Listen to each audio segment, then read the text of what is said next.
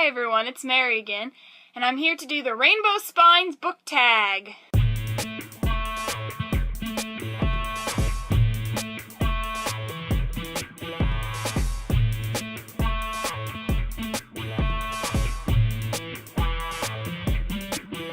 This tag was created by Eric Tyne Reads. I'll leave his link in the description box below.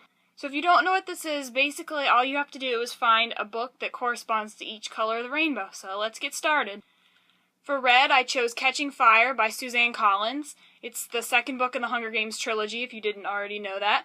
And it's one of my favorite books. I think it's my second favorite in the Hunger Games series after the Hunger Games.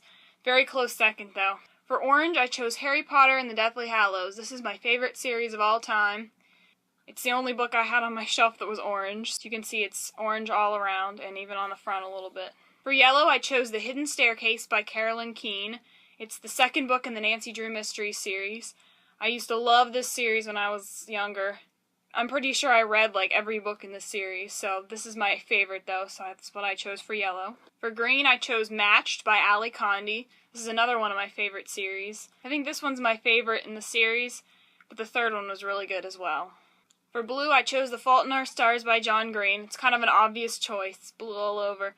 But yeah, I just read this a couple months ago after the initial bandwagon was already going.